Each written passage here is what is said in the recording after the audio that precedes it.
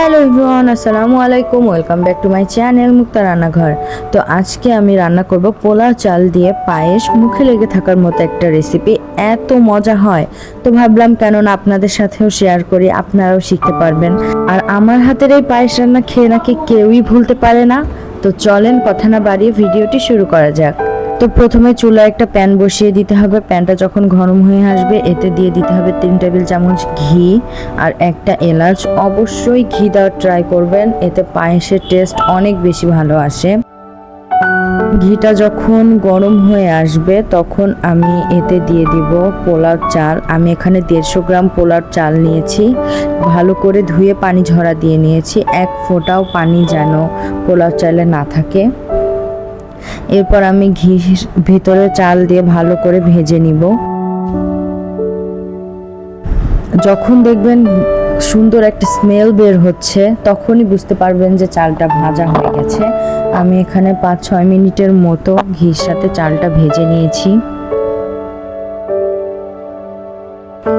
তো এখন আমার চালটা ভাজা হয়ে গিয়েছে। এখন আমি এতে আগে থেকে জাল করে রাখা দুধ দিয়ে দিব। আমি 2 কেজি দুধ শুকিয়ে 1 কেজি করে ফেলেছিলাম।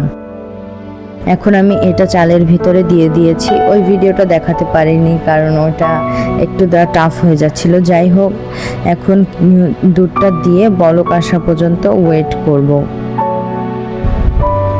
আর অবশ্যই দুধটা দেওয়ার পর আপনারা কেউ এখানে চিনি অ্যাড করবেন না, চিনিটা পরে অ্যাড করতে হবে। এখন আমার দুধটা বলক চলে এসেছে।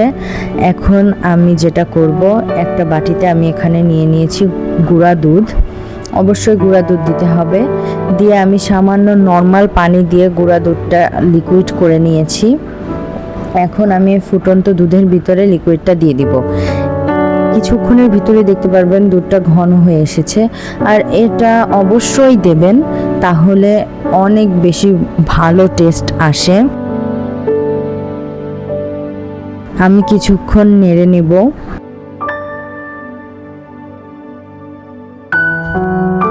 বারবার নাড়তে থাকবো যতক্ষণ না চালটা ফুটে আসে। আর একটু পরপর চেক করতে হবে যে চালটা ভালো করে রান্না হয়েছে কিনা।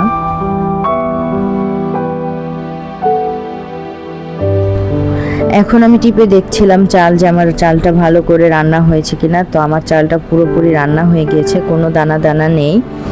এখন আমি যেটা করব, এর ভিতরে অ্যাড করে দিব সামান্য লবণ। অবশ্যই লবণটা অ্যাড করবেন, এতে মিষ্টির ব্যালেন্সটা ঠিক থাকে। কিছুক্ষণ নেড়ে নিতে হবে লবণ দেওয়ার পর। নাড়াচাড়ার পর আমি যেটা করি সেটা হচ্ছে এলাচটা আমি তুলে ফেলে দিই, কারণ এটার যে স্মেল দুধের সাথে মিশে গেছে, আমার আর দরকার নেই। এরপর আমি অ্যাড করে দিচ্ছি চিনি। আমি আমার টেস্ট অনুযায়ী চিনি দিচ্ছি, বেশি কমও চিনি আমি পছন্দ করি না, বা বেশিও পছন্দ করি না। আপনারা যারা বেশি চিনি মিষ্টি খেতে পছন্দ করেন বেশি দেবেন, আপনারা আপনাদের মতো চিনি দিয়ে দিবেন। এরপর কিছুক্ষণ নেড়ে চেড়ে নিতে হবে।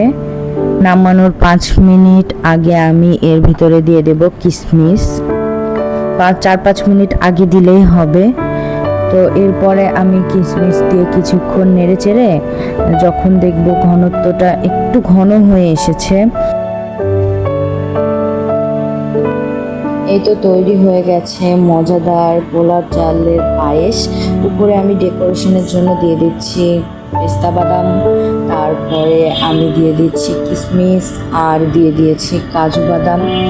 দিয়ে আমি একটু ডেকোরেশন করে নিয়েছি।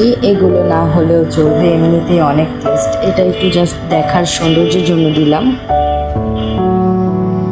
তো আমার রেসিপিটা ফলো করে কেমন হয়েছে আপনাদের রান্না অবশ্যই আমাকে কিন্তু কমেন্ট করে জানাবেন।